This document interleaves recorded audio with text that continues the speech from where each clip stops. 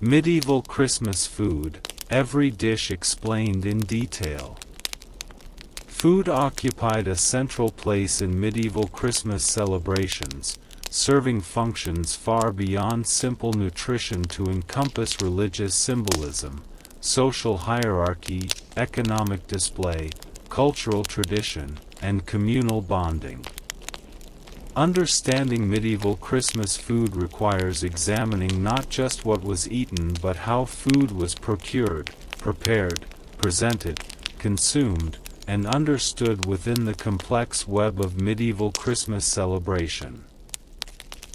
From the months of preparation before Christmas through the elaborate feasts of the 12 days to the distribution of leftovers to the poor afterward, food shaped and defined the Christmas experience for medieval people across all social classes. This comprehensive analysis will explore every aspect of medieval Christmas food, from the humblest porridge served to peasants to the most extravagant dishes gracing noble tables, revealing how food customs embodied theological meanings, reinforced social structures, demonstrated wealth and generosity, preserved cultural traditions, and created the material reality of Christmas celebration. The preparation for Christmas feasting began months before the festival itself, as the agricultural and economic cycles of medieval life required advanced planning for the abundance demanded by Christmas celebration. The autumn harvest, completed by October or November, provided the foundation for Christmas provisions. Grains harvested in late summer were stored in granaries, available for grinding into flour for Christmas baking. Root vegetables, particularly turnips, parsnips, and onions, were stored in cool cellars where they would remain edible through winter.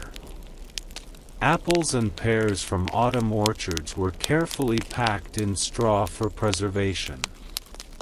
Nuts, particularly walnuts, hazelnuts, and chestnuts, were gathered and stored. These preserved plant foods formed the basis of both everyday winter diet and Christmas feasting, supplemented by more expensive and elaborate additions appropriate to the festival. The slaughter of animals for Christmas meat was a major autumn undertaking, particularly on large estates that needed to feed numerous dependents during the Christmas season. The timing of slaughter was determined by practical considerations. Animals that could not be fed through winter due to insufficient fodder stores had to be slaughtered in late autumn. The cool weather of November and December aided meat preservation, reducing spoilage before the meat could be consumed or preserved. The period leading up to Christmas thus saw extensive slaughtering of cattle, pigs, sheep, and poultry. The work of slaughter was skilled labor performed by professional butchers or experienced household servants. Each animal had to be killed humanely and efficiently, bled properly to improve meat quality and preservation, and immediately processed to minimize waste and spoilage. The processing of slaughtered animals into usable meat and preserved products required extensive knowledge and labor. Large carcasses were divided into various cuts, with different parts designated for different uses based on quality and preservation characteristics. The finest cuts, from the loin and hindquarters, might be reserved for roasting at the Christmas feast itself. Lesser cuts were processed into preserved products that would last through winter. Salting was the primary preservation method for meat, with cuts rubbed with salt and packed in barrels or hung in cool storage. The salt drew moisture from the meat, creating an environment inhospitable to spoilage organisms.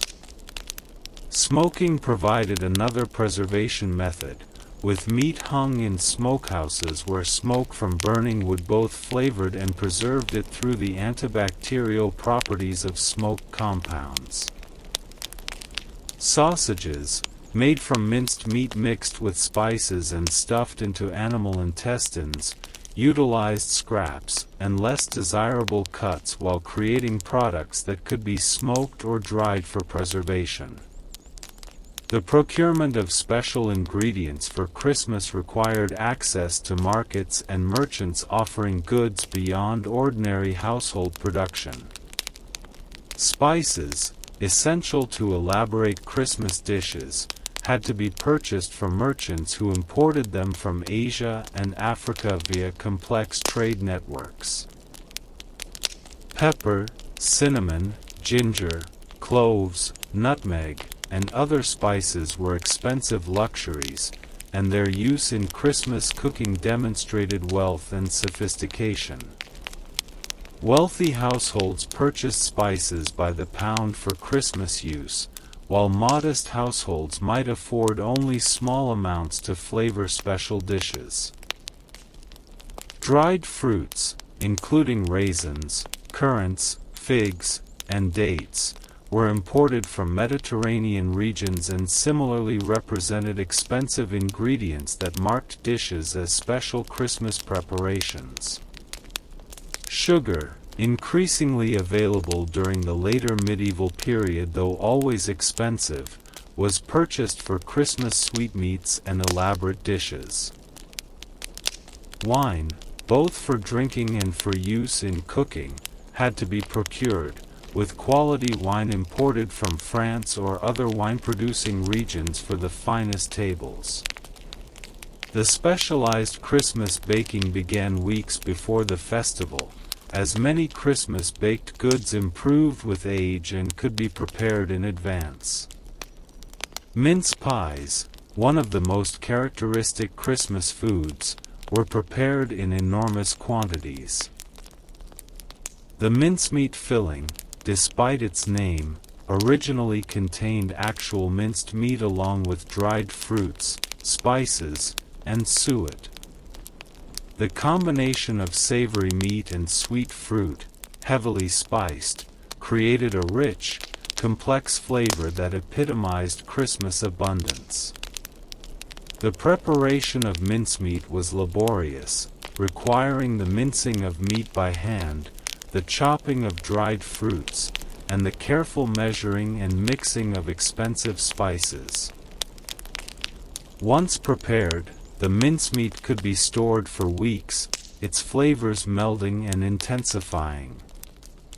The pastry for mince pies had to be made from fine wheat flour, fat, and water, rolled thin, and carefully shaped around the mincemeat filling. Hundreds or thousands of individual pies might be prepared for a great household's Christmas celebration. The traditional Christmas puddings and porridges required their own lengthy preparation processes. Plum pudding, which would evolve into modern Christmas pudding, was a dense mixture of dried fruits, suet, breadcrumbs, spices, and sometimes ale or wine, boiled for many hours in a cloth bag. The long boiling both cooked the pudding and helped preserve it, as the finished pudding could be stored for weeks and reheated before serving.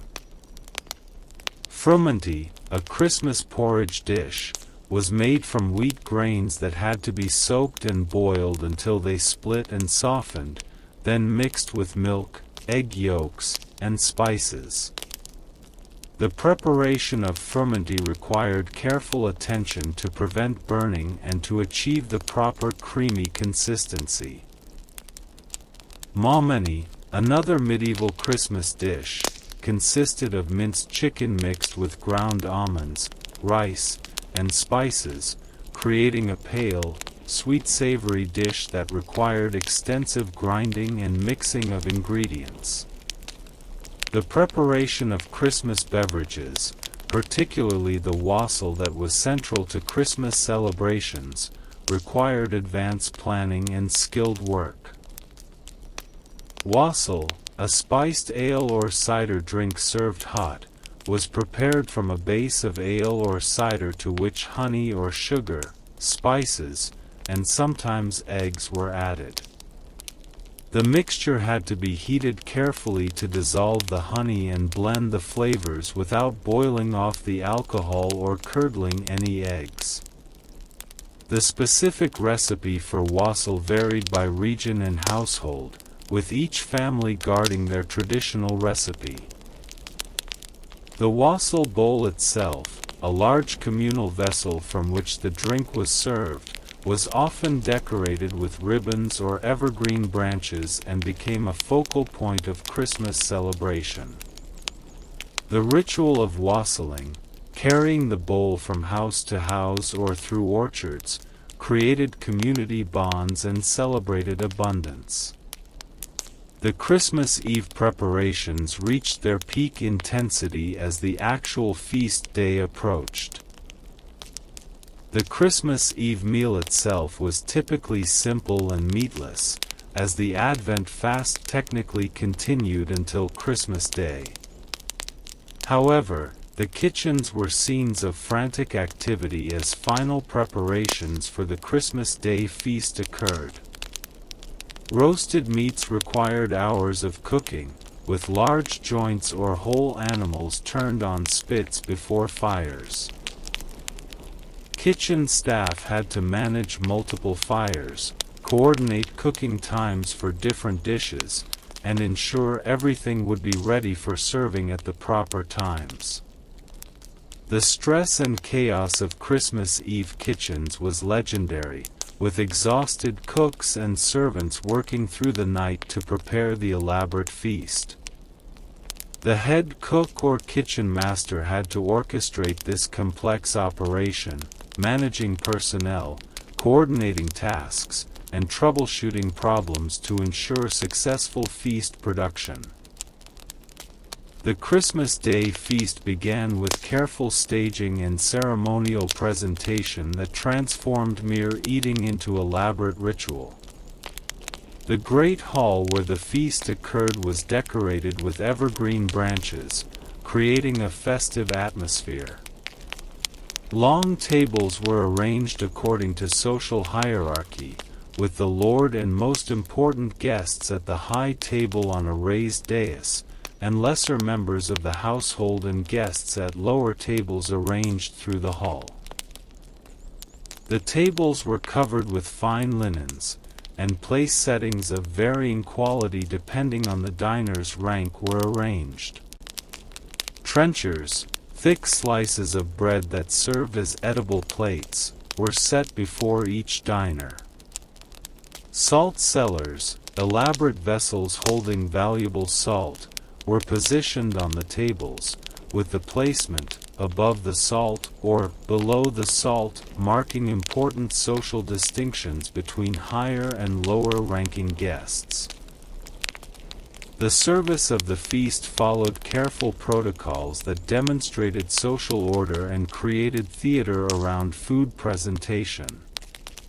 Each course was announced, sometimes by trumpet fanfare, and carried in procession from the kitchen. The most spectacular dishes received the most elaborate presentation. The Christmas boar's head, when served, entered the hall in ceremonial procession, carried on a large platter by several servants while the assembly sang the boar's head carol. The head itself was elaborately decorated, often with the mouth forced open and an apple or orange placed in it, with herbs and greenery arranged around it.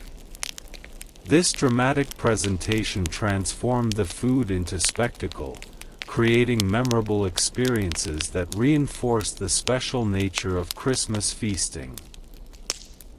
The carving of the boar's head or other large roasted meats was itself a skilled performance, with specialized carvers using specific techniques to portion the meat properly and distribute portions appropriate to each diner's status. The boar's head itself deserves detailed examination as perhaps the most iconic medieval Christmas food. The tradition of serving boar's head at Christmas had ancient roots, potentially stretching back to pre-Christian Germanic and Celtic midwinter festivals where boar was sacrificed to ensure the sun's return. By the medieval period, the boar's head had acquired Christian symbolism, sometimes interpreted as representing Christ's triumph over the devil, while also maintaining its associations with abundance, strength, and traditional celebration. The preparation of the boar's head for serving was a complex process. After the boar was hunted and killed, the head was removed and all meat carefully preserved. The skull and tusks might be retained as trophies. The head was then boiled for many hours until the meat was tender, often in ale or wine with spices added for flavor.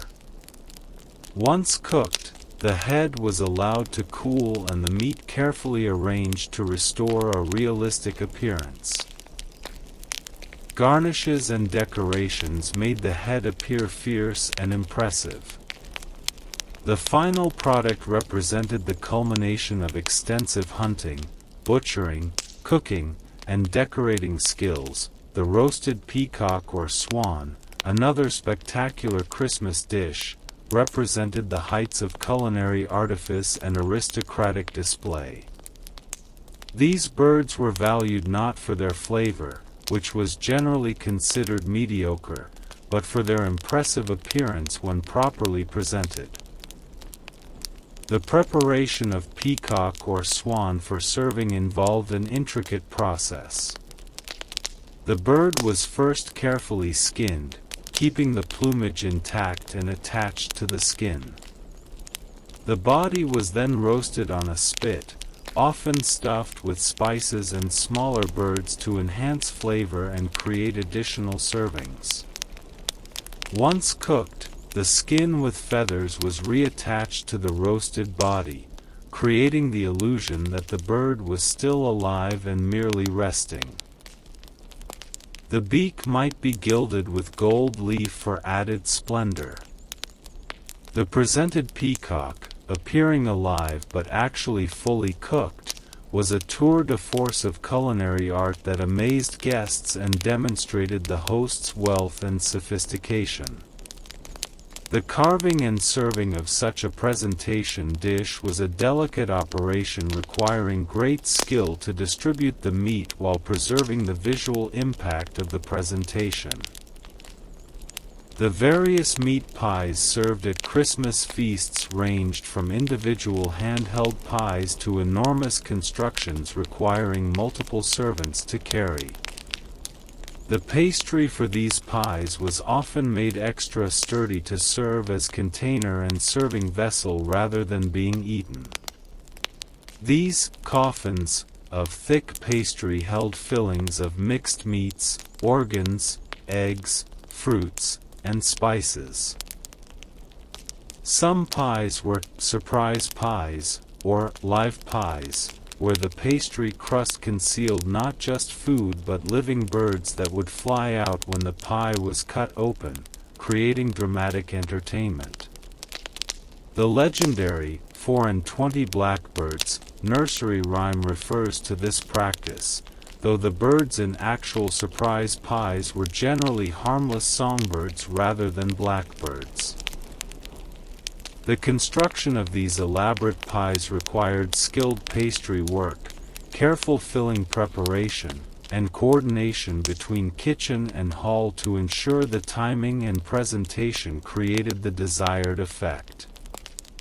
Venison, the meat of deer, held special status at Christmas feasts as only nobility had hunting rights and access to venison. The serving of venison thus automatically signaled the host's aristocratic status. Venison was prepared in various ways. Roasted whole or in joints, made into pies, or prepared as a rich stew called civey of venison. The strong flavor of venison was enhanced by marinades and sauces featuring wine, vinegar, and spices. The cutting and distribution of venison followed strict protocols based on each guest's rank, with the finest cuts going to the most important diners. The presentation of venison dishes, like other high-status foods, involved ceremonial carrying and carving that made the act of serving food into public performance demonstrating social order. Fish dishes, while more associated with Lenten fasting than with Christmas feasting, still appeared at Christmas meals, particularly on Christmas Eve when meat was still technically prohibited by the Advent fast. The finest fish, including pike, salmon, and eel, were reserved for Christmas consumption. These fish might be prepared in elaborate ways, stuffed, decorated with sauces, or formed into shapes. Fish pies, combining fish with eggs, fruits, and spices in pastry, created rich dishes that pushed against the boundaries of fasting food while technically remaining meatless. The expense of fresh fish in inland areas during winter, when most rivers were too cold for good fishing and sea fish had to be transported long distances, made fish a luxury item even though it was officially humble fasting food. Preserved fish, including salted herring and dried cod, provided more accessible fish options for less wealthy households observing the Christmas Eve fast. The preparation of special breads for Christmas represented an important aspect of holiday baking. White bread, made from refined wheat flour, was reserved for special occasions including Christmas in households that normally consumed coarser bread.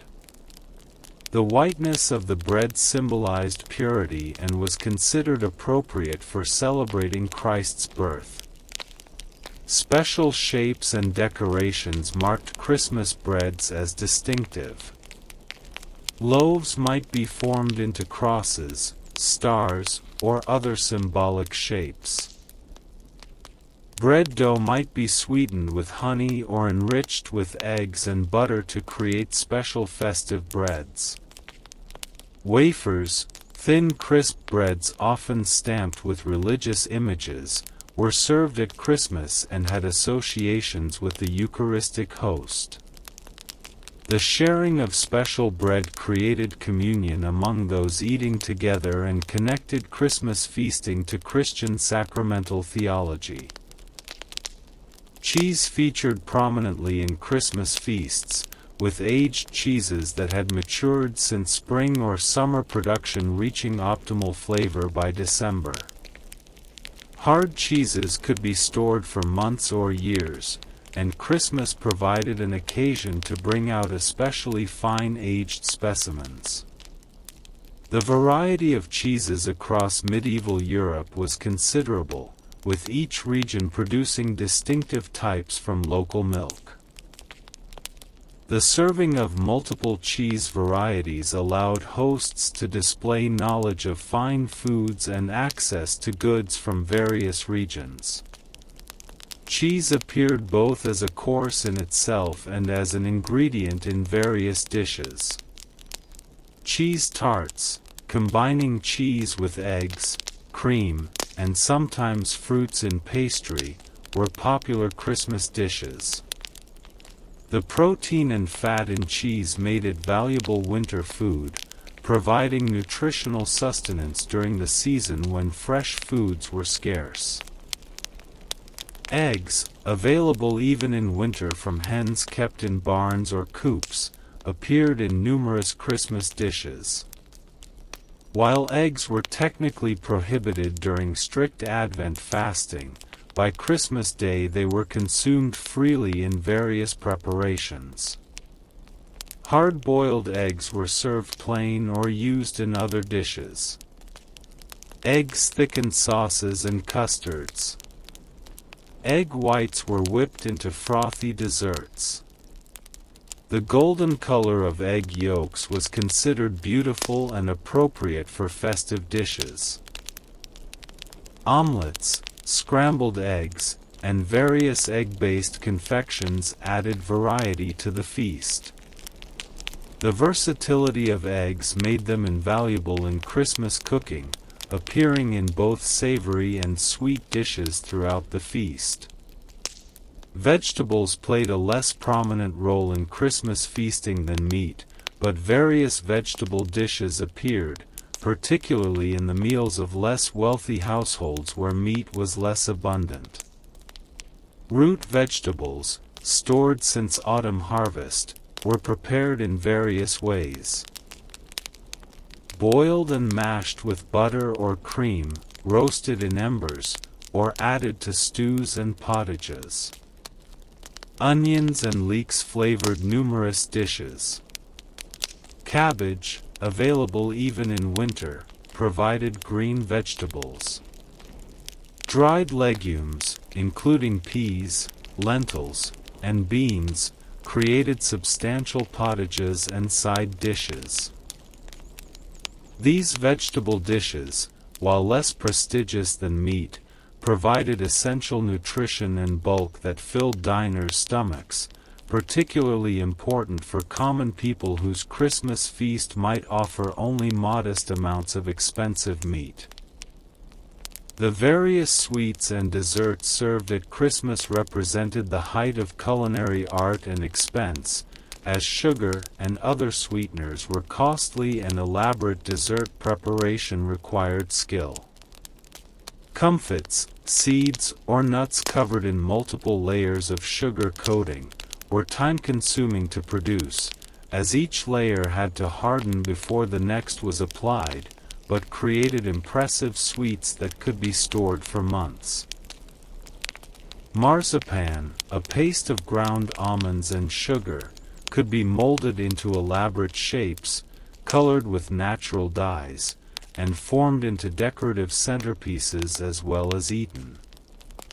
Gingerbread, made with honey, spices, and breadcrumbs, was shaped into various forms including men, animals, and geometric shapes. These spiced cookies kept well and provided portable sweets that could be given as gifts.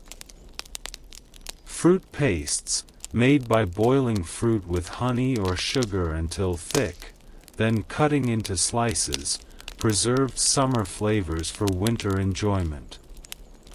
The colors and flavors of these sweets added visual and gustatory interest to the feast's conclusion. Hippocras, a sweetened spiced wine served at the feast's end, represented the ultimate refinement in Christmas beverages. The preparation of hippocras required fine wine, expensive spices including cinnamon, ginger, and grains of paradise, and sufficient sugar or honey to create a sweet, complex beverage. The wine and spices were mixed and allowed to steep, then strained multiple times through cloth bags to create a clear, aromatic liquid. Hippocras was served in small amounts, sipped slowly to savor its complex flavors. The cost of hippocras ingredients meant it appeared only at the tables of the wealthy, marking social distinction through consumption of elaborate processed beverages. The serving of hippocras signaled the feast's conclusion and often accompanied the final sweets before diners rose from table. The distribution of leftover food after the feast represented an important aspect of Christmas charity and social obligation.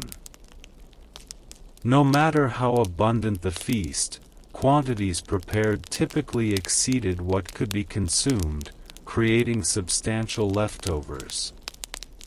Rather than allowing waste, these leftovers were distributed to the poor who gathered at the gates of great households expecting Christmas charity.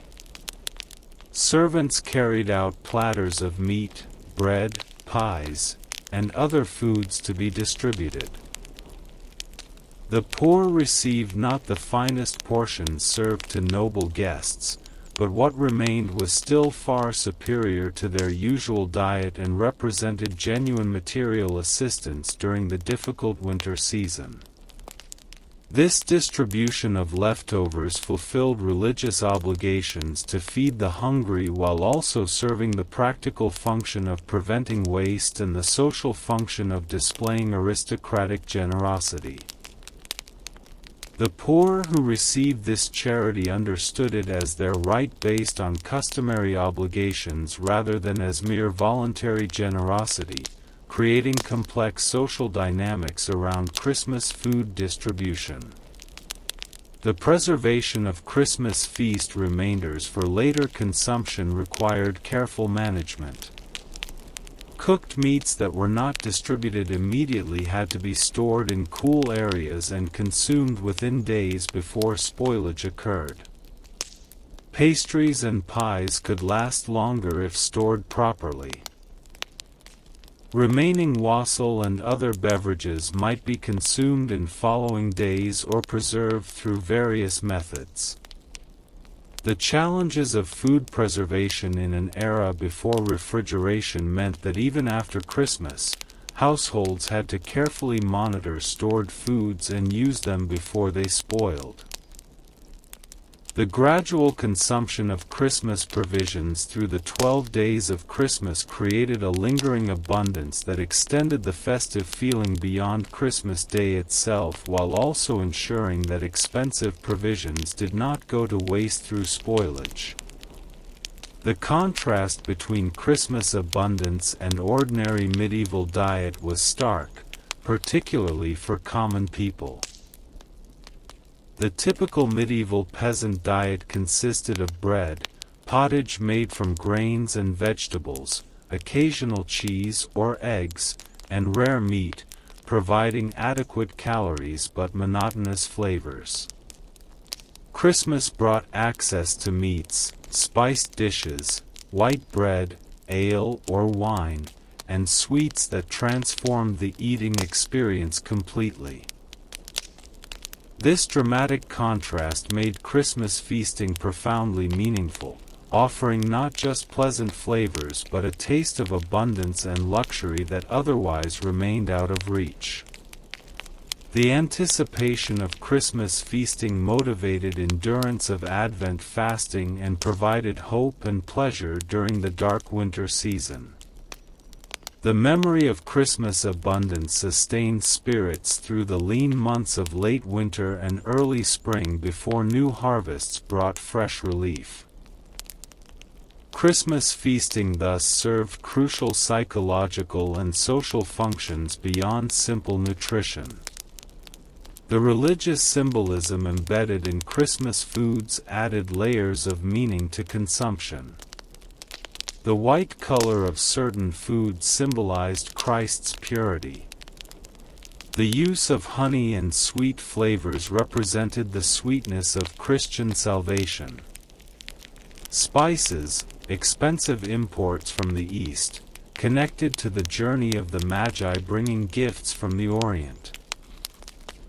The abundance of food celebrated God's providence and generosity to humanity. The sharing of food recreated the communion of the faithful and anticipated the heavenly banquet promised to the saved. Specific foods carried specific symbolisms, the boar's head representing Christ's triumph, the roasted birds representing souls ascending to heaven, the frumenties wheat grains symbolizing resurrection, the wassails warmth representing Christian charity. Medieval diners understood these symbolic dimensions alongside the sensory pleasure of eating, making the Christmas feast simultaneously physical sustenance and spiritual meditation. The economic impact of Christmas feasting on medieval households and society was substantial. Wealthy households might spend the equivalent of months of ordinary expenses on a single Christmas celebration, purchasing expensive ingredients, hiring additional servants, and providing charity to the poor. These expenditures redistributed wealth through the economy, benefiting merchants, food producers, and service workers. However, the pressure to celebrate Christmas appropriately could create financial strain.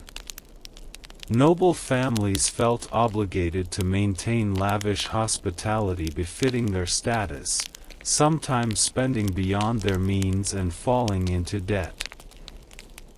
The economic burden of Christmas fell particularly heavily on the moderately wealthy, who lacked the resources of great nobility but felt social pressure to imitate aristocratic celebration. The poorest, while benefiting from Christmas charity, could not host their own elaborate feasts and experienced Christmas abundance primarily through what they received from others rather than what they themselves produced. The labor involved in Christmas food preparation fell heavily on women and lower-status servants, whose work made feasting possible but who received limited recognition. Women managed household food production, supervised servants, planned menus, and often performed the actual cooking. Servant women and girls spent days in kitchens, performing the repetitive, exhausting work of chopping, mixing, stirring, and cleaning that elaborate meal preparation required. The head cook or kitchen master, while receiving some acknowledgement of their skill, worked under immense pressure to produce successful feasts. The serving staff who carried food, carved meats, poured drinks, and attended to diners' needs throughout the feast performed physically demanding work while maintaining proper demeanor and deference. The Christmas feast, viewed from the perspective of those who produced it rather than those who consumed it, represented exhausting labor rather than leisure and celebration. Yet even servants and workers typically received some share in Christmas abundance, with special servants' meals and distribution of feast remnants allowing them to participate in celebration even while continuing to work. The relationship between medieval Christmas feasting and modern Christmas food customs reveals both continuities and dramatic changes. Certain foods have direct continuity: mince pies, Christmas pudding, and roasted meats remain Christmas staples. Other medieval Christmas foods have disappeared from modern celebration. Boar's head, peacock, and frumenty are historical curiosities rather than living traditions. The scale and elaboration of modern Christmas meals, while substantial, typically cannot match the multi-day, multi-course extravaganzas of medieval noble feasts. The religious symbolism of foods has largely faded from consciousness, with modern Christmas eating understood primarily in secular terms of tradition, pleasure, and family gathering rather than spiritual meditation. The democratization of Christmas feasting, with most families in developed countries able to afford special Christmas foods, contrasts with medieval concentration of elaborate feasting among the wealthy elite. Yet the fundamental pattern of special abundance at Christmas, the gathering of family and community around shared meals, and the use of distinctive foods to mark this season as different from ordinary time, all represent continuities from medieval practice to modern celebration. The regional variations in Christmas foods across medieval Europe reflected differing agricultural products, cultural influences, and culinary traditions. Mediterranean regions, with access to citrus fruits, olive oil, and different spices, created Christmas dishes quite different from Northern European celebrations featuring butter, beer, and northern spices. The exact Christmas menu in England differed from France, which differed from Germany, which differed from Spain, creating a diverse landscape of Christmas culinary traditions. However, underlying this diversity were common patterns: the emphasis on meat and abundance, the use of spices and sweeteners to create special flavors, the serving of drinks beyond ordinary consumption, and the importance of bread and grain-based dishes.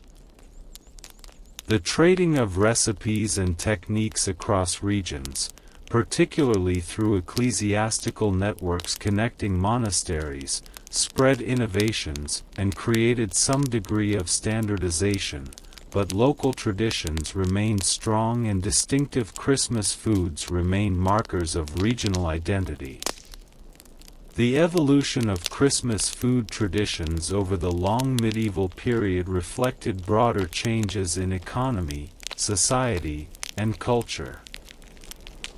Early medieval Christmas feasting was probably simpler and more austere than later celebrations, matching the generally lower level of economic development and cultural elaboration. The High Middle Ages saw increasingly elaborate Christmas feasts as economic prosperity, trade expansion, and cultural sophistication increased. The availability of new ingredients through expanded trade allowed creation of more complex dishes. The development of more elaborate cooking techniques and greater culinary knowledge enabled more sophisticated preparations. The growing differentiation of social classes created pressure for competitive display through feasting. However, the late medieval period's troubles, including plague, war, and economic disruption, may have reduced the scale of Christmas celebrations for some, though others maintained or even increased festive display as a way of maintaining morale and social order during difficult times. The intersection of Christmas food traditions with other aspects of medieval Christmas celebration created integrated cultural experiences where food was one element among many in comprehensive celebration. The Christmas feast occurred in halls decorated with evergreens, accompanied by music and entertainment, structured by careful protocols of hierarchy and ceremony, embedded in religious observance and theological meaning, and surrounded by customs of gift-giving, charity, and social obligation. Food cannot be understood in isolation from these other dimensions but must be seen as one element in an integrated cultural system. The Christmas feast's meaning came not just from what was eaten but from who ate it, where and when it was consumed, what rituals and customs surrounded eating, what social and spiritual significance was attached to foods, and how the eating experience fit into the broader pattern of Christmas celebration. Understanding medieval Christmas food thus requires understanding medieval Christmas more broadly, and conversely, understanding medieval Christmas more broadly requires attention to the material reality of food that made abstract values and beliefs concrete and tangible. In ultimate conclusion, medieval Christmas food was never merely food but served as medium for expressing and enacting religious devotion, social hierarchy, cultural tradition, economic relationships, and community bonds. The enormous effort invested in procuring, preparing, presenting, and distributing Christmas food testified to its fundamental importance in medieval Christmas celebration. The foods chosen, the ways they were prepared, the protocols governing their service and consumption, and the meanings attributed to them all reveal essential aspects of medieval worldview and social order.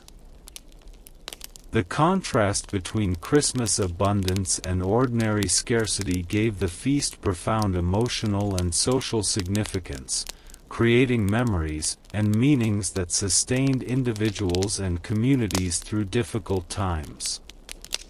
The democratic elements of Christmas feasting, where even the poor received some share in abundance and hierarchies were temporarily relaxed, coexisted with reinforcement of social order through careful protocols and differentiation.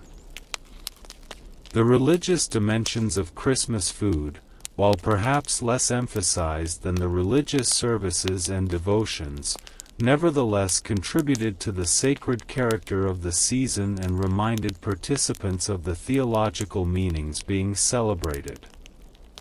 The legacy of medieval Christmas food extends to modern Christmas celebrations in both obvious and subtle ways. Specific dishes connect directly to medieval predecessors, maintaining traditions across many centuries. The broader patterns of Christmas eating, abundance, special foods, shared meals, charitable distribution, continue medieval practices in new forms. The emotional and social meanings of Christmas food, its role in creating memories and bonds, carry forward functions medieval Christmas food served.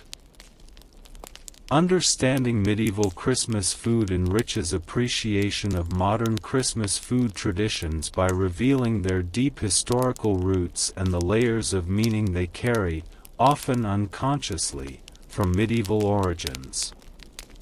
The study of medieval Christmas food thus illuminates both a specific historical practice and enduring patterns of how humans use food to create meaning, celebrate important occasions, express values, and bind communities together across time and change.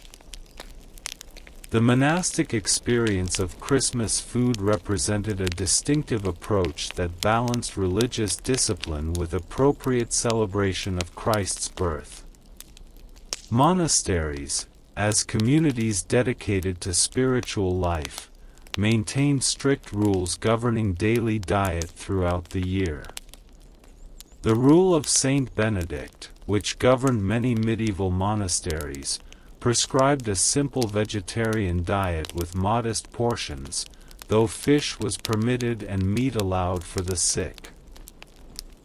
However, even the strictest monastic rules recognized Christmas as requiring special observance, and monastic Christmas meals departed significantly from ordinary fare while remaining more restrained than secular feasts.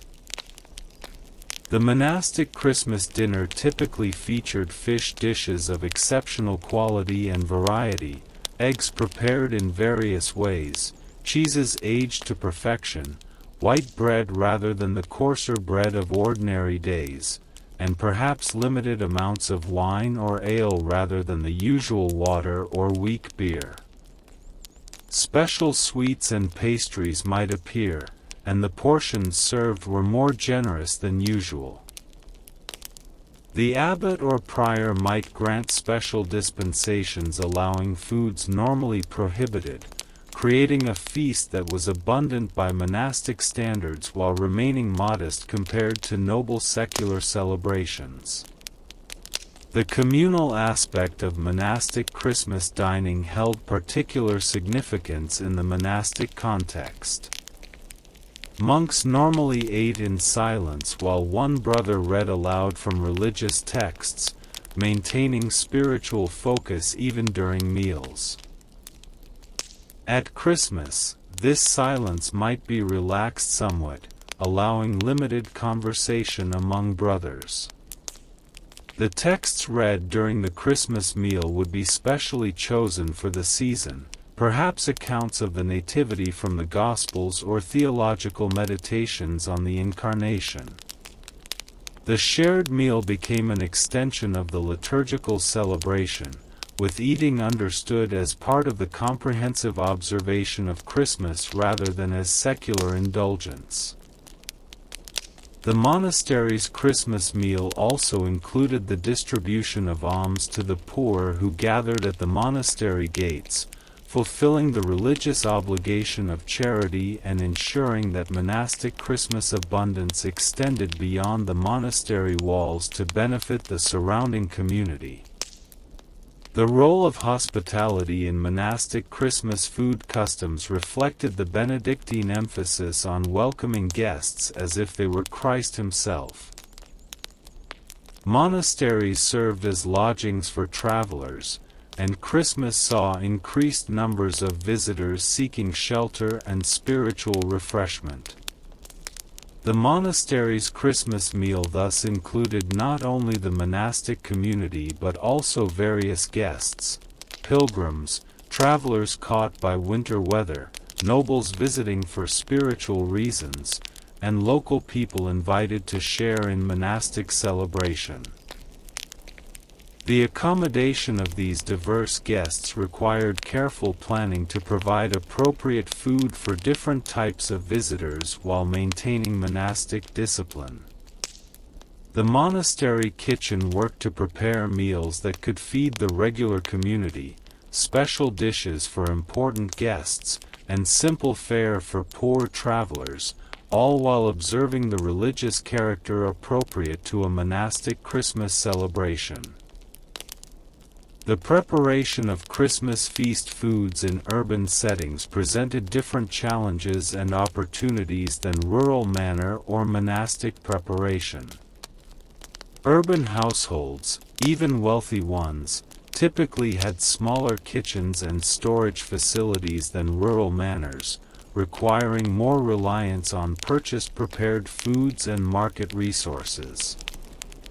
However, urban location provided easier access to markets offering diverse ingredients and to specialized food craftspeople.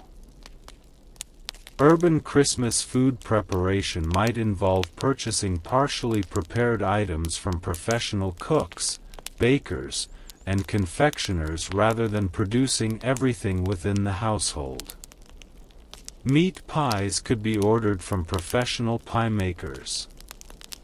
Special breads and cakes came from bakers. Roasted meats might be prepared by professional cooks who owned the large ovens and equipment required. This commercialization of food preparation represented early forms of the restaurant and catering industries, with professional food preparers serving multiple households during the Christmas season. The ability to purchase prepared foods expanded urban families' ability to celebrate Christmas appropriately without requiring the extensive kitchen facilities and staff necessary for complete in-house feast preparation.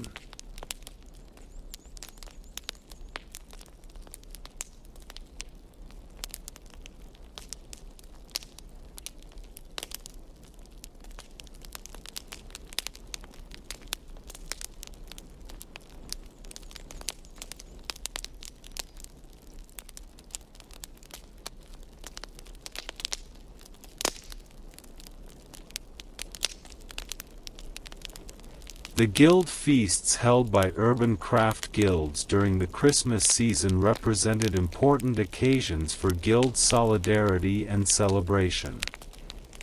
Each guild, comprising craftsmen in a particular trade, held an annual feast, often scheduled during the Christmas season. These guild feasts brought together masters, journeymen, and sometimes apprentices for elaborate meals that demonstrated guild prosperity and reinforced bonds among members. The guilds assessed members to fund the feast, with amounts based on status within the guild. The guild feast menu typically featured foods appropriate to the guild's wealth and status, with wealthier guilds serving elaborate multi-course meals rivaling noble feasts, while poorer guilds provided more modest but still special meals exceeding ordinary dining.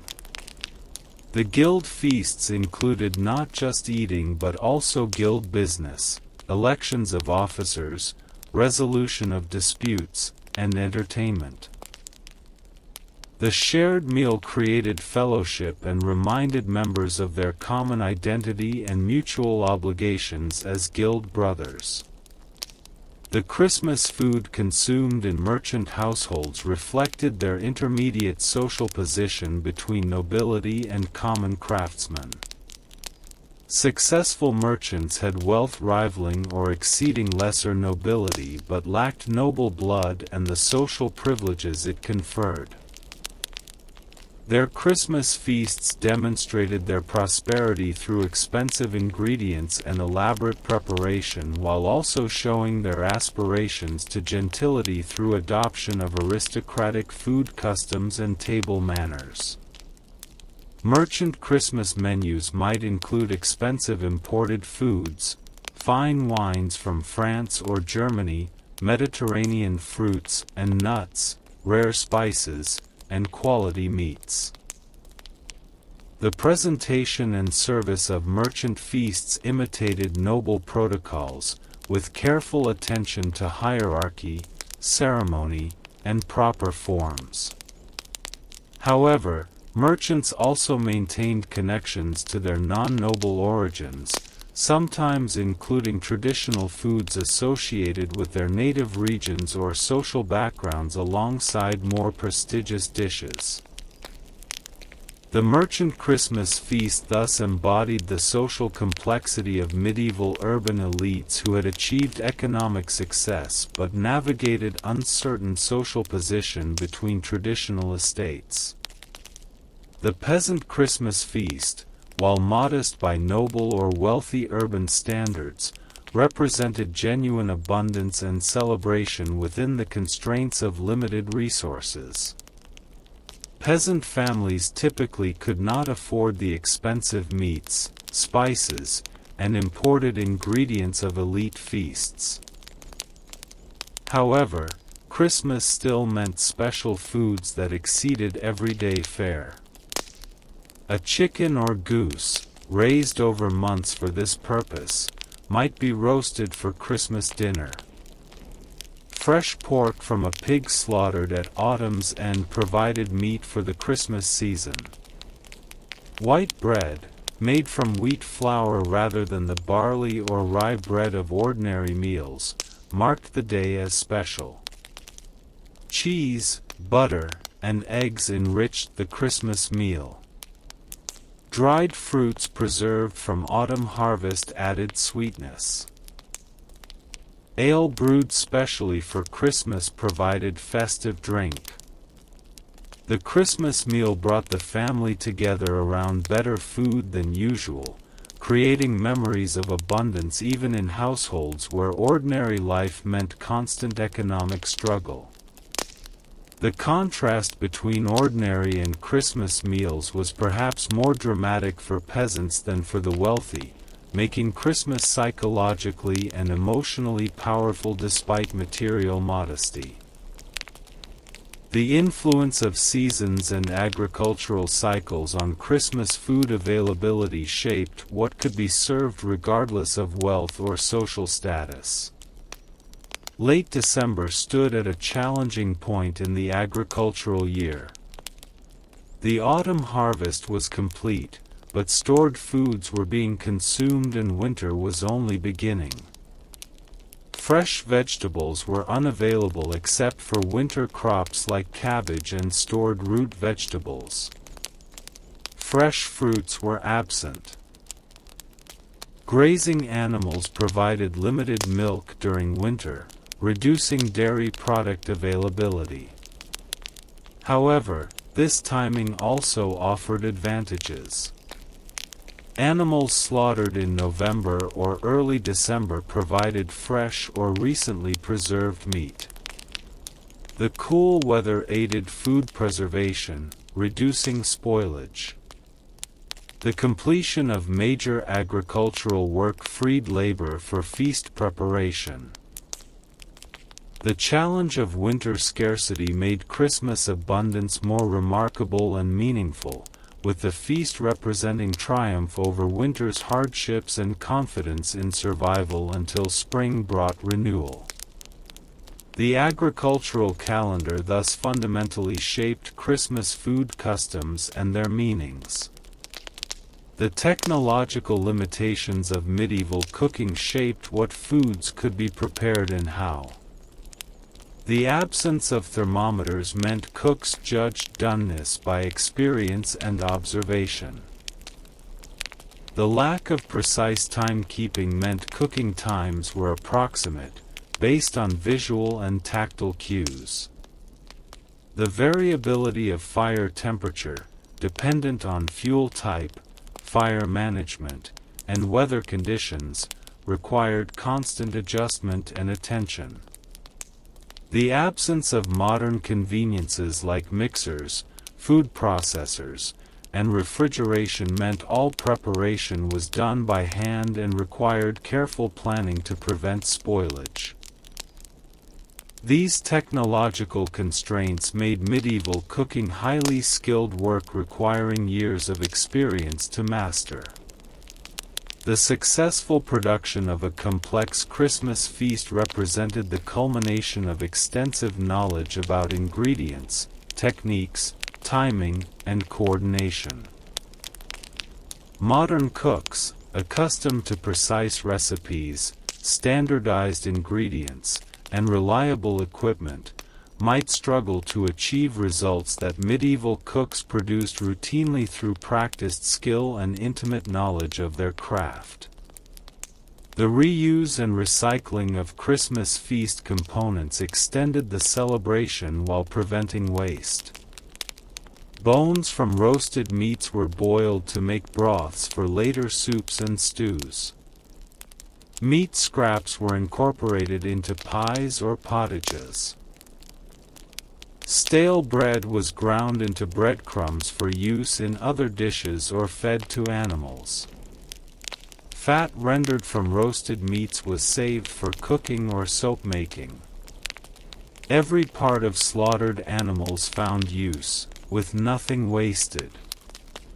This thoroughness reflected both practical economy and moral values opposing waste.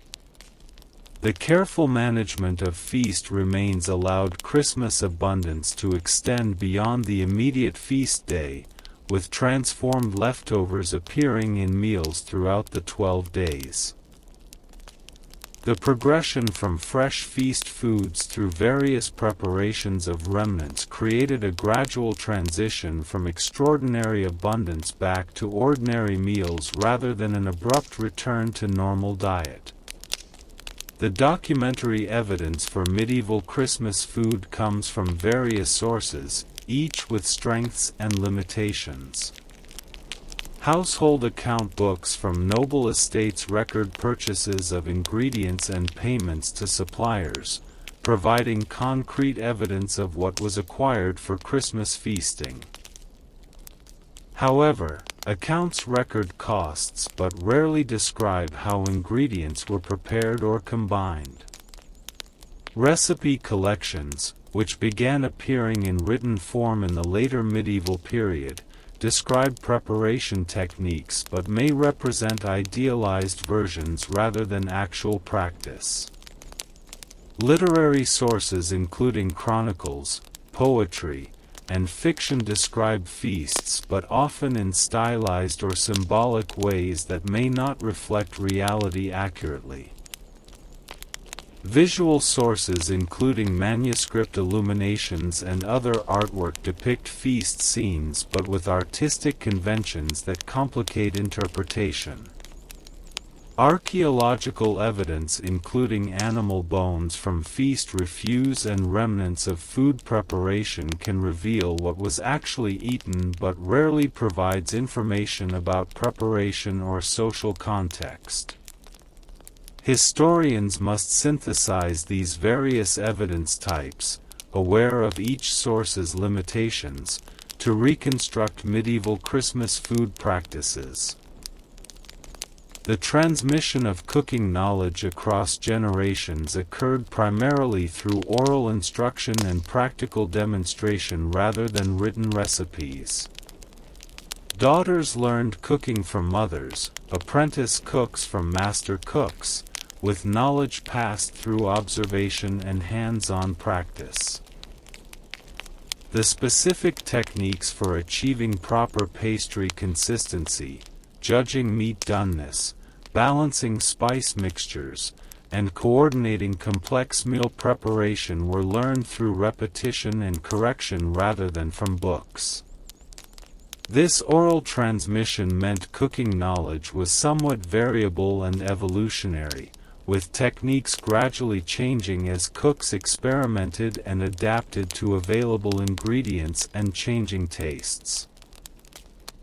Regional and household variations in preparation methods developed through this process of oral transmission and individual adaptation.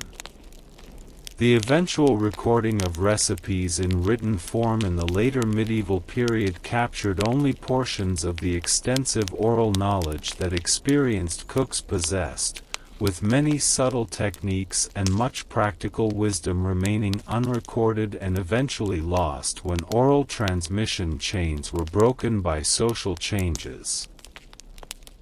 The comparative study of medieval Christmas food across different European regions reveals both common patterns and distinctive local variations. All Christian European regions celebrated Christmas with special foods that exceeded ordinary consumption. The emphasis on meat, the use of wheat bread, the inclusion of spiced and sweetened dishes, and the serving of special beverages appeared across regions. However, the specific foods, preparation methods, and flavor profiles varied considerably. Northern European Christmas food emphasized roasted meats, ale, butter, and preserved fish. Mediterranean Christmas featured olive oil, wine, citrus fruits, and different spice combinations. Eastern European Christmas incorporated distinctive grain preparations and different preservation techniques. These regional variations reflected local agricultural systems, available ingredients, cultural influences, and culinary traditions. The variation demonstrates that while Christmas was a universal Christian feast, its celebration was always adapted to local contexts and expressed local cultural identities alongside universal Christian meanings. The relationship between Christmas food and contemporary medical theory influenced how foods were understood and combined. Medieval medicine, based on the theory of four humors and related concepts, classified foods by their supposed effects on bodily balance. Foods were considered hot or cold, wet or dry, and were believed to affect health through these qualities. The selection and combination of Christmas foods was influenced by these medical beliefs. Spices, considered hot and dry, were believed to aid digestion of rich meats and were thus not merely flavor enhancements but digestive aids. Wine, considered hot and wet, supposedly helped digest cold foods. The balance of dishes in a meal considered these medical properties, attempting to create combinations that would be healthful as well as delicious. While modern nutrition science has superseded humoral theory, the medieval concern with healthful eating and the attempt to combine foods for health as well as pleasure represented sophisticated thinking about diet and well-being, even if based on now discredited theories. The aesthetic dimensions of Christmas food presentation represented important aspects of the feast experience. Medieval aesthetics valued bright colors, elaborate decoration, and impressive scale in food presentation. Dishes were arranged to create visual appeal, with attention to color combinations and geometric patterns. Sauces were colored with saffron for yellow, parsley for green, or alkanet for red, creating vibrant presentations. Gold leaf decorated the most prestigious dishes, adding literal preciousness. The sculptural arrangement of roasted birds with feathers replaced, or the elaborate garnishing of boar's head, created three-dimensional artworks from food. These aesthetic considerations were not frivolous but reflected serious artistic values and the understanding that beautiful presentation enhanced the feast experience and honored both guests and the occasion being celebrated. The visual feast complemented the gustatory feast, creating comprehensive sensory experience that engaged multiple dimensions of human perception and appreciation. The sounds of the feast, while perhaps less emphasized than visual and gustatory elements, contributed to the comprehensive sensory experience. The crackling of fires, the sizzling of roasting meats, the bubbling of boiling pots, the chopping of ingredients, and the grinding of spices created the soundscape of feast preparation. The announcement of courses, the carving of meats, the pouring of drinks, the conversation and laughter of diners, and the musical entertainment between courses created the feast's acoustic environment. The Christmas feast engaged hearing alongside the other senses, creating a rich, multisensory experience that distinguished Christmas celebration from ordinary meals.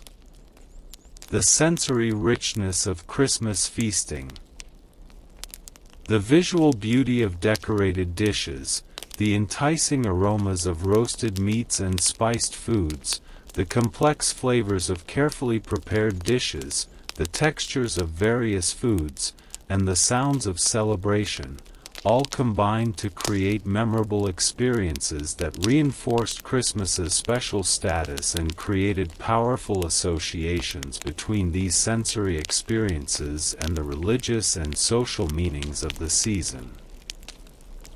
The role of blessing and prayer at Christmas meals connected eating to religious observance. Before eating, grace was said, thanking God for the food and asking blessing on those who would consume it. This prayer transformed eating from merely physical consumption into religious act, acknowledging God as the source of all blessings and reminding diners of spiritual dimensions even during material enjoyment. At great feasts, clergy might be present to offer elaborate blessings, sometimes blessing specific dishes or the entire feast. The inclusion of prayer and blessing sanctified the meal and reinforced Christmas's identity as a religious festival rather than merely secular celebration.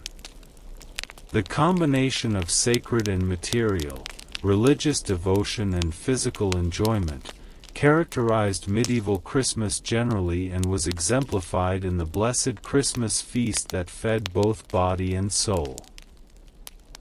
The question of excess and appropriate limits in Christmas feasting troubled medieval moralists and theologians.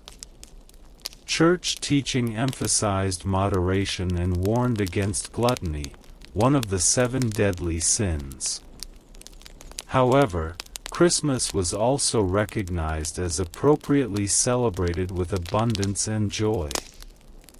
The tension between these positions was never fully resolved, with different authorities and different individuals finding different balances. Rigorist reformers periodically denounced Christmas excess and called for simpler, more spiritually focused celebration. Others defended Christmas feasting as appropriate recognition of God's generosity and celebration of the Incarnation.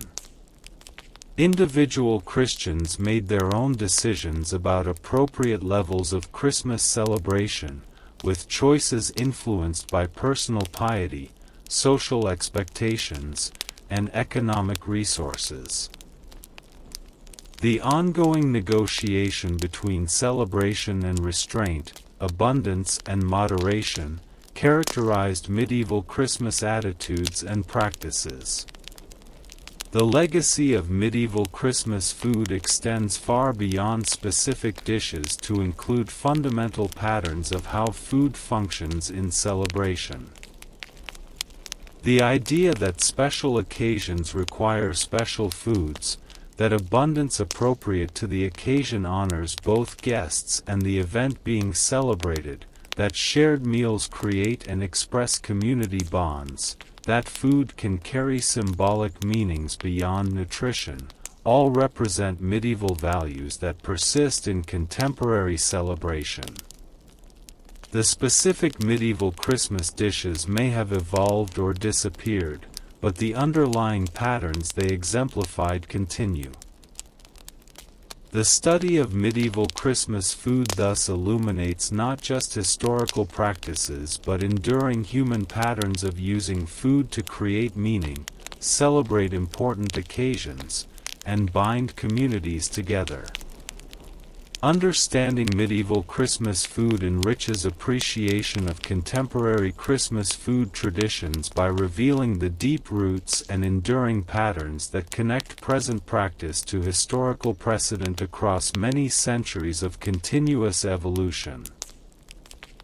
In comprehensive final analysis, medieval Christmas food represented far more than simple physical sustenance, serving as medium for religious devotion, social expression, cultural tradition, economic display, and communal bonding.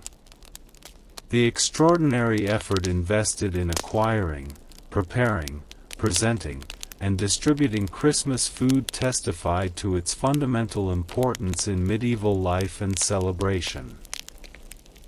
Every aspect of Christmas food, from the months of preparation through the ceremonial presentation to the charitable distribution of remainders, carried significance that extended beyond the material to encompass the spiritual, social, and cultural dimensions of medieval existence.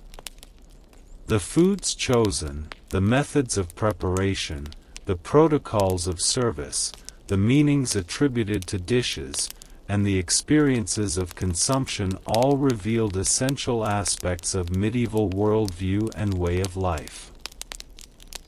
The study of medieval Christmas food provides unique insights into medieval society, culture, religion, economy, and daily life, while also illuminating enduring patterns of human celebration and the remarkable continuity across centuries of cultural tradition, adapting while maintaining essential characteristics that connect past to present in living celebration.